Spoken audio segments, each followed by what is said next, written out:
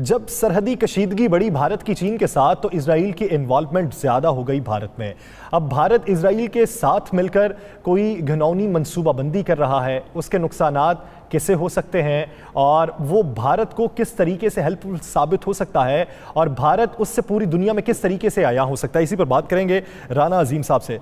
राना साहब, आम हालात में भारत के इजराइल के साथ ताल्लुकात किस हद तक थे और ये अब सरहदी कशीदगी के दौरान ये किस हद तक बढ़ चुके हैं और लद्दाख और कश्मीर में किस तरह की मनसूबाबंदी करने जा रहे हैं? देखिए यासर, मेरे पास इतला है कि बाकायदा एयर डिफेंस सिस्टम जो है, ये इसराइल का एयर डिफेंस सिस्टम जो है लद्दाख में और मकबूजा कश्मीर में ये दो जगह पे लगाया जा रहा है और भारत ने एक प्लानिंग के तहत बाकायदा इसराइल को इस हवाले से ज़िम्मेदारी दी। इसराइल के जो है 321 लोग 3-1 अफराद जो हैं ये बाकायदा ये रिपोर्टेड हो चुका है कि ये लोग इस वक्त भारत के अंदर मौजूद हैं और अगले चंद दिनों में पहले लद्दाख के मकाम पर ये सिस्टम लगाया जाएगा, उसके बाद मकबूजा कश्मीर में लगाया जाएगा। इन दोनों सिस्टम चूँकि इसराइल के पास ये बड़े जदीद तरीन सिस्टम है और इसमें बाकायदा अमेरिका की मुशावरत शामिल है, अमेरिका की रजामंदी, अमेरिका की इसमें इन्वेस्टमेंट, ये दोनों चीज़ें शामिल हैं। क्योंकि भारत और इसराइल जो है ये आज से नहीं, ये बहुत अरसे से इनका गठजोड़ मौजूद है, क्योंकि ये दोनों इस्लामी दुनिया के ख़िलाफ़ हैं, ये दोनों जो है इस्लामी मज़हब के ख़िलाफ़ हैं। तो इसराइल जो है वो डायरेक्ट कुछ कर नहीं सकता था और भारत जो है उसने और इन्हें आपस में गठजोड़ करके अमेरिका ने बीच में अपना किरदार अदा किया और अब इन्होंने ये फैसला किया है कि चाइना के ख़िलाफ़ जो है अपनी हिकमत अमली को बनाने के लिए इसराइल की एक टीम जो है लद्दाख के किसी एक मकाम पर बाकायदा इस सिस्टम को नस्ब करेगी। आपको खित्ते में आने वाले दिनों में कशीदगी मजीद बढ़ती दिखाई दे रही है? मैं आपको बिल्कुल बढ़ेगी भी और बड़ी तेज़ी से जाएगी। हमने ये भी एक फुटेज दिखाई थी, हमारी स्क्रीन पे जा रही है, उस फुटेज में आपको नज़र आएगा कि इस फुटेज में कुछ चीज़ें आपको नज़र आएंगी कि कुछ फायरिंग हो रही है, कुछ चीज़ें हो रही हैं। ये फायरिंग जानबूझ के अब कुछ ऐसी जगहों पे की जा रही है कि लद्दाख से सारी तवज्जो उस तरफ चली जाए और फिर उन जगहों पे जहाँ पे ये सिस्टम लगाए जाएंगे वहाँ पे पहले सिस्टम लगाए जाएँ। सिस्टम लगाने के बाद ये चाइना के साथ किस तरह फड्डा लेना है, चाइना को किस तरह नुकसान पहुंचाना है वो करेंगे और इधर पाकिस्तान को किस तरह नुकसान पहुंचाना है वो करेंगे। ये दोनों जो चीज़ें हैं इसकी टोटल जिम्मेदारी इजराइल को दी गई है और उनकी टीम के लोग भारत में मौजूद हैं। उनकी मौजूदगी के हवाले से बाकायदा तस्दीक हो चुकी है और आने वाले चंद दिनों में आप देखेंगे कि एक खौफनाक सा जो कोई काम है, ये खौफनाक सा कह सकते हैं साजिश जो है या कोई ऐसा धमाका हेज चीज़ करने जा रहे हैं जिससे बहुत बड़ा नुकसान हो सकता है। ये उनकी प्लानिंग का हिस्सा है और ये सारी साजिश जो है इसमें जो सबसे अव्वल दस्ते का किरदार अदा कर रहा है वो इसराइल का। हम तक इतला पहुँच गई है, अगर मेरे पास इंफॉर्मेशन है तो चाइना के पास भी होगी, पाकिस्तान के अदारों के पास भी मौजूद है। वो लोग कहाँ ठहरे हुए हैं, उन्होंने कौन सा सिस्टम लाए हैं, सिस्टम किस जगह पे लगेगा। कल हम बाकायदा अपने प्रोग्राम में एक इनके भारतीय जो फौजी है जिसको लद्दाख में रहते हैं उसकी गुफ्तगू भी सुना देंगे।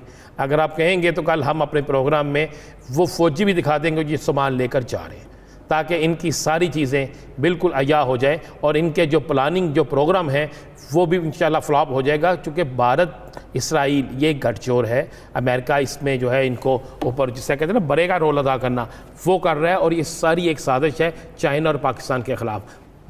कैरे साहब, वज़ीर आज़म ने आज खुल के कह दिया कि भारत जो है कराची के वाक़े में बराह रास्त मुलव्वस है और वज़ीर आला सिंध ने भी आज इस बात की तायीद की। पाकिस्तान को अब भारत के ख़िलाफ़ क्या रवैया रखना चाहिए? पाकिस्तान को भारत के खिलाफ रवैया ये रखना चाहिए कि तमाम आलमी इदारों के फोरम्स पे पाकिस्तान को अपना मुकदमा लड़ना चाहिए, एक फाल सफारतकारी करनी चाहिए। ये सफारतकारी नहीं है कि हिंदुस्तान 200 से कम वोटों में 184 वोटों के साथ नॉन परमानेंट मेंबर बन जाए, मुंतखब हो जाए। ये सफारतकारी नहीं चाहिए और पाकिस्तान उस पर खामोश रहे और पाकिस्तान उसको अपोज भी ना करे और पाकिस्तान कश्मीर में होने वाले मजालम के ऊपर भी और हिंदुस्तान की तमाम तर जो कार्रवाइयाँ हैं और जो वहाँ पे अकलीतों के खिलाफ सलूक है, जो उनके वजीर आजम का रवैया है, उसको पाकिस्तान उसको एजिटेट भी ना करे दुनिया में। ये इस रवैये से कभी हिंदुस्तान के खिलाफ कुछ नहीं होगा। वजीर आजम साहब ने तकरीर की और तकरीर में कुछ कह दिया, लेकिन इस तकरीरों से हिंदुस्तान का रवैया दुरुस्त नहीं होगा, बल्कि पाकिस्तान को दुनिया भर में फाल सफारतकारी की जरूरत है और वो फोरम जहाँ पे दहशतगर्दी को ज्यादा उठाया जाता है उन आलमी फोरम्स पे ये मामला उठाया जाना चाहिए। मुसावा खिलची साहब, 20% जो यूजर हैं अब तक के टिकटॉक के, उनकी जो तादाद है वो भारत में मौजूद है। ये एप्लीकेशंस बंद कर देने से, टिकटॉक बंद कर दिया, एंटरटेनमेंट की एप्लीकेशन थी, अब उसका कमर्शलाइज यूज़ शुरू हो चुका था, ये बंद करने से और ये दूसरी जो एप्लीकेशंस बंद कर देने से भारत को फ़ायदा क्या होगा, नुकसान कितना है, और क्या इससे वाकई कोई ख़तरा हो सकता था? देखें, कई सालों के लिए जो है भारत को दुनिया भर में दुनिया की सबसे अजीम और बड़ी जमहूरियत का नाम दिया जाता है। लेकिन ये जो मोदी सरकार जब से आई है, तो आप देख रहे हैं कि हिंदुस्तान में बिल्कुल जो जमहूरियत का नाम और निशान मिटाने की कोशिश करते जा रहे हैं, और इसमें ये बैन भी आता है। क्योंकि अगर एक एप्लीकेशन है, उसके ज़रिए जो है एक तो आपका जो है एक हक है जो भारत का आइन जो है उनके सिटीजन्स को देता है, वो अपने आप को एक्सप्रेस फ्रीडम ऑफ स्पीच का, ये उसकी खिलाफ वर्जी है, ये एक सेंसरशिप का टूल है। और दूसरा जो बड़ा इसका नुकसान होगा सेंसरशिप का, इस ऐप्स को बैन करने का, वो माशी है। क्योंकि अगर आप देखें कि टिकटॉक और दीगर जो ऐप्स हैं, इनके ज़रिए इतनी ज़्यादा इकोनॉमिक एक्टिविटी अभी दुनिया भर में शुरू हो रही है।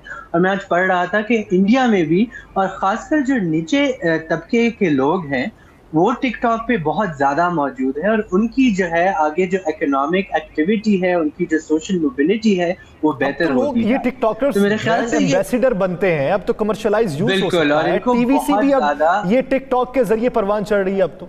बिल्कुल, बहुत ज़्यादा फ़ायदा होता है। तो मेरे ख्याल से मोदी ने बहुत गलत स्टेप लिया है, और भारतीय जो सिटीजन्स हैं वो भी मेरे ख्याल से इसकी खिलाफ वर्जी करेंगे। जिस तरह आपने कहा, दुनिया में 20% टिकटॉक के जो यूज़र्स हैं वो इंडिया में, इंडिया में सबसे ज़्यादा डाउनलोड की गई ऐप टिकटॉक है। जब उनको पता चलेगा कि ये ऐप जो है बैन हो गई, ये तो मेरे ख्याल से अंदर से भी जो है मोदी सरकार के खिलाफ ज़्यादा आवाज़ उठना शुरू हो जाएगी। और मेरे ख्याल से इसका फ़ायदा जो है, जिस तरह पहले भी कहा गया कि यही है कि एक ऑप्टिकल वो दिखा रहे हैं कि हम चाइना के अगेंस्ट जा रहे हैं। लेकिन जिस तरह पहले कहा गया कि आप देखें चाइना की कितनी ज़्यादा इन्वेस्टमेंट है, और इंडिया के कितना ज़्यादा ट्रेड होता है चाइना में, वो बिलियंस ऑफ डॉलर्स का है। तो मेरे ख्याल से मोदी की हुकूमत में इतना वो नहीं होगा कि वो ट्रेड को जो है ख़राब करें। तो ये बिल्कुल दिखाने के लिए कुछ मामूली ऐप स्टोर पे जो ऐप्स नज़र आते हैं उनको बैन किया। मेरे ख्याल से इंडिया की सुप्रीम कोर्ट तो ये बैन भी ये एप्लीकेशंस भी जो होती हैं, इसका भी कारोबार म्यूचुअल इंटरेस्ट पे होता है। आपकी नजर में इसका नुकसान ज्यादा चाइना को हुआ या भारत को हुआ? मेरे ख्याल से ज्यादा नुकसान इसका भारत का ही होगा। इस किस्म की जो सेंसरशिप होती है, इसका जो कॉस्ट होता है वो लोकल इकोनॉमी को बहुत ज्यादा होता है, और इसकी वजह से दीगर जो आईटी का बड़ा मरकज समझा जाता है इंडिया, तो दीगर ममालिक भी इसमें इन्वेस्टमेंट नहीं करेंगे। वो कहेंगे कल को हमारे मुल्क की ऐप्स या हमारे मुल्क की सर्विसेज भी इंडिया में एकदम से बैन हो सकती हैं। तो ये जो फॉरेन इन्वेस्टमेंट होती है उसको भी इम्पैक्ट कर सकता है, स्टॉक मार्केट को भी इम्पैक्ट कर सकता है, क्योंकि आप एक ऐसा एनवायरनमेंट बना रहे हैं मुल्क में जहाँ लोग इन्वेस्टमेंट ना कर सकें बाहर मुल्क से, जो इंडिया में काफ़ी ज़्यादा होती है। राना साहब, जैसा कि उसामा खिलजी साहब ये बात कर रहे हैं कि ये अपने ही मुंह पे तमांचा होगा इस तरह के जो इकदामात हैं, तो अगर तो ट्रेड रोकनी है तो आप बुनियादी तौर पे सरहदी ट्रेड रोकिए, तमाम ताल्लुकात को ख़त्म कीजिए। ये स्पेसिफिक जो एप्लीकेशंस हैं उनको डीलिस्टेड करने के मकासद क्या हैं?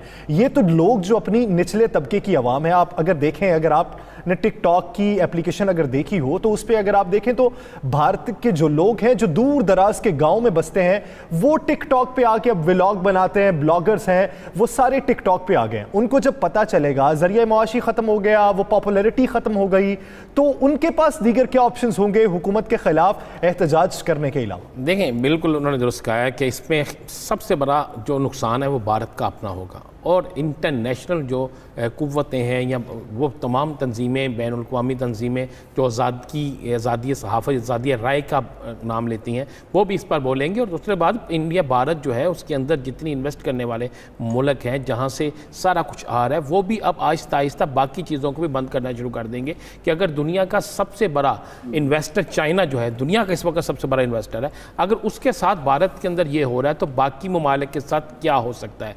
देखें, ये भारत, ये खुद ब खुद नरेंद्र मोदी ने अपने खिलाफ एक तहरीक बनवा देनी है, और आप देखेंगे आने वाले चंद दिनों में चंद दिनों में, ज़्यादा दूर नहीं है, चंद दिनों में वो तमाम लोग जो टिकटॉक इस्तेमाल करते थे, जो चाहते थे, जो जिनके जहन में था कि ये एक बहुत बड़ी एजुकेशन है, ये एक बहुत बड़ा कारोबार है, वो लोग बाहर निकल आएंगे। खुद भारत की जो बिजनेसमैन कम्युनिटी है, जो बिजनेस से तल्लुक़ रखते हैं, जिन्होंने बड़ी सरमायाकारी की है, वो किसी सूरत में इसको अफोर्ड नहीं करेंगे। पहले ही मुआशी बहरान का शिकार है भारत, सरहदी कशीदगी में भी इजाफा होता जा रहा है, हमसाया ममालिक से भी ताल्लुकात ख़राब किए हुए हैं और ऐसे वक्त में आके इन एप्लीकेशंस पर